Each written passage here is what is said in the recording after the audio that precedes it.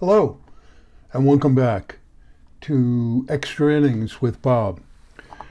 You know, when I started this, I said that I am not a fanatical fan. I am a fan, maybe a little above average, and I do this off the cuff, but I make mistakes. So I want to clarify something that I said in the very last edition.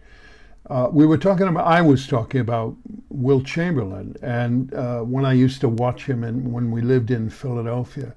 And I said something to the effect that he went from Philadelphia to LA. Well, he didn't. He had a circuitous route to the Lakers. And it started at Kansas, of course, where he went to college. And after that, he played for the Globetrotters for 2 years in 1958 and 59. And then he joined the Philadelphia Warriors. And he played for them in 1959 through 1965. In Philadelphia, as the 76ers then, until 1968. And then he went to the Los Angeles Lakers and played until 1973. So he was a Globetrotter, a Philadelphia and San Francisco Warrior, then a Philadelphia 76er, and then a Los Angeles Laker.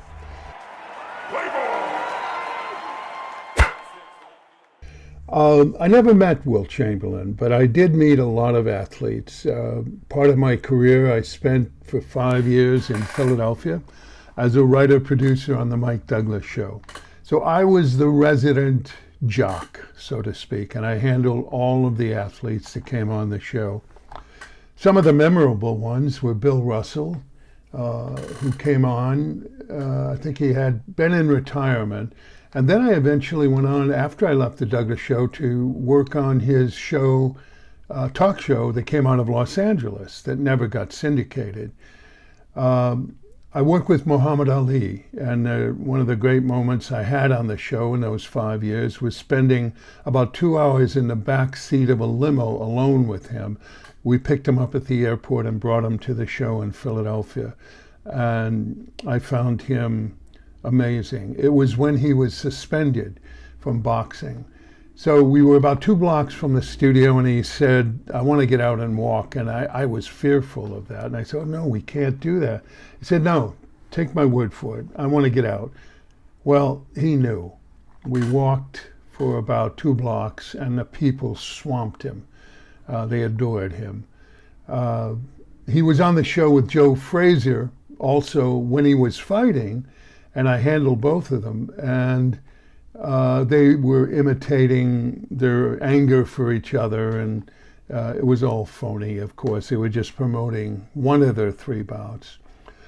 Jerry Kramer came on, and he was promoting his book, Instant Replay, which accounted for the moment in the Ice Bowl, I guess they called it, when the Packers played the Cowboys for the NFC championship. And he threw a block in the final second. It was freezing that way. It was chill factor of -17. He threw a block that opened the hole for Bart Starr to sneak across and with the winning touchdown. And he always felt that instant replay of that earned him recognition. And they gained $16,000 for winning that game, each Packer, and he called it the $16,000 block. Football, I had Joe Namath on, and it was right at the height of his Broadway Joe, and he was, in the mink coat and part of Bachelor's 3. And to be different and to be closer to the Mike Douglas theory, I brought his father on to surprise him. And his father took out his wallet and had a little picture of Joe as a 12-year-old behind, a faded plastic cover in his wallet. And it was very charming. And Joe was very sweet. Reggie Jackson came on, and Reggie Jackson had gone to school with one of the secretaries in our office, and he had cut her name in his arm with a pen, and it was still there. And she got a kick out of that. He remembered her, of course. Had Richie Dick Allen on, who played for the Phillies at the time, went on to play for the White Sox. And he got us tickets to a Phillies game and got us, me and another friend of mine, into the locker room. And it was interesting being in there, watching the manager talk. They had lost, and I think it was Shibe Park. It was before Veterans Stadium. Then, of course, Mickey Mantle. Mickey Mantle came on with Mel Allen.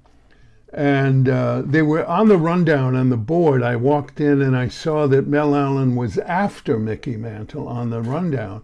I said, no, we got to reverse that. We got to put Mel Allen first so he can talk about Mickey and talk about how he arrived with a cardboard suitcase as a kid, you know, a 19, 20-year-old kid. And Mel Allen told that story. Then, of course, my hero, Roberto Clemente, came on. And I didn't handle Roberto. They always said, never meet your idols. And I didn't want to meet him. But he was an elegant man. He wore a suit and tie and was meticulous in his dress and speech because he knew he was representing his beloved Puerto Rico, where he was an idol. Brooks Robinson was on, a human vacuum cleaner, third baseman of the Orioles. And the greatest was Jackie Robinson. I spent a whole day with Jackie Robinson because he was a co-host for the day. The week was on special people who achieved greatness beyond their expectations. And he certainly represented that. He was a beautiful, beautiful man.